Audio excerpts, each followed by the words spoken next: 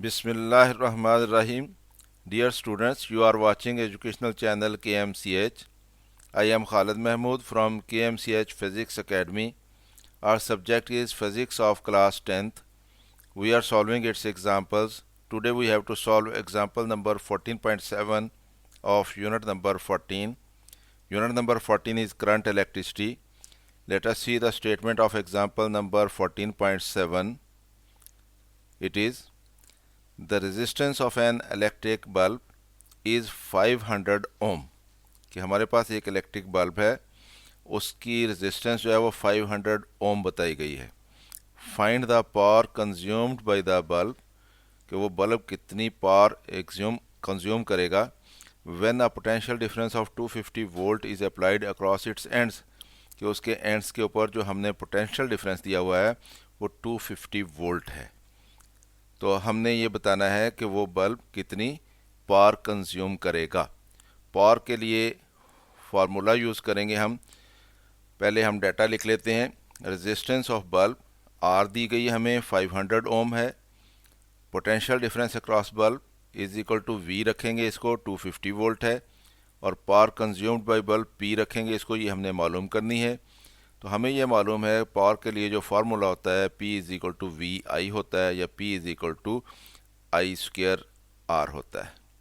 तो दोनों सूरतों में हमें I की वैल्यू चाहिए, तो इसलिए हमें I की वैल्यू यहाँ पे क्योंकि नहीं दी गई, तो पहले हम I की वैल्यू मालूम करेंगे और I की वैल्यू मालूम करने के लिए ओम्स लॉ अप्लाई करेंगे.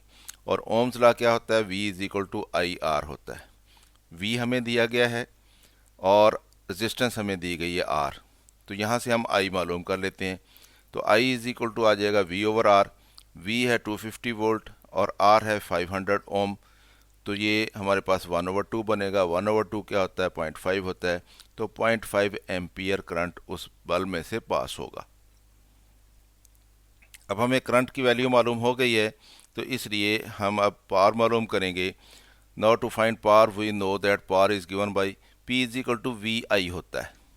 अब V जो है ओम्स लॉ के मुताबिक अगर हम यहाँ पे V की जगह पे IR लगा दें, क्योंकि V is equal to IR होता है, तो ये पावर का फार्मूला I स्क्वायर R बन जाएगा. अब हम दोनों की मदद से इस क्वेश्चन को सॉल्व कर सकते हैं. इसमें वैल्यूज़ पुट कर दें तब भी आंसर निकल आएगा, इसमें वैल्यूज़ पुट कर दें तब भी आंसर निकल आएगा, क्योंकि अब हमारे पास V की वैल्यू भी मालूम है और I की वैल्यू भी मालूम है. इधर I की वैल्यू भी मालूम है और R की वैल्यू भी मालूम है. इसमें जब वैल्यूज़ पुट करेंगे तो V कितना है? 250 वोल्ट है और I कितना है? 0.5 एम्पियर है. तो 250 को 0.5 से मल्टीप्लाई करेंगे 125 आ जाएगा और वोल्ट एम्पियर यूनिट आ जाएगा. और ये पावर के लिए यूनिट होता है वाट, तो ये वाट बनेगा. तो P इज़ इक्वल टू 125 वाट, यानी उसने जो पावर कंज्यूम करनी है बल्ब ने वो 125 वाट होनी. अगर हम इस फार्मूला को यूज़ करते हैं, इसमें वैल्यूज़ पुट करते हैं, तो I का स्क्वायर 0.5 एम्पियर इसका स्क्वायर होगा और R की वैल्यू 500 ओम हो जाएगी. 0.5 का स्क्वायर लेंगे तो 0.25 हो जाएगा, एम्पियर का स्क्वायर हो जाएगा इंटू 500 ओम हो जाएगा. तो ये हमारे पास 0.25 जब 500 से मल्टीप्लाई होगा तो ये 125 बन जाएगा. तो पावर इज इक्वल टू 125 वाट आ जाएगी, क्योंकि पावर का यूनिट वाट होता है. तो दस the power of the bulb is 125 वाट. तो आप दोनों में से कोई भी फार्मूला यूज़ करके उसमें वैल्यूज़ पुट करके तो आप इस क्वेश्चन को सॉल्व कर सकते हैं. तो इस तरह से स्टूडेंट्स हमने इस क्वेश्चन को सॉल्व कर लिया है. उम्मीद है आपको इसको समझ आई होगी. ख़ुद भी देखें, वीडियो को दोस्तों के साथ शेयर भी करें ताकि वो भी इससे फ़ायदा उठाएँ. चैनल अगर अभी तक सब्सक्राइब नहीं किया तो सब्सक्राइब कर लें ताकि KMCH फिज़िक्स एकेडमी की तरफ से आपको इस तरह की मज़ीद वीडियोस मिलती रहें. वीडियो अगर पसंद आए तो इसको लाइक भी कर लिया करें. मेरी तरफ से अल्लाह हाफ़िज़. शाद रहें, आबाद रहें.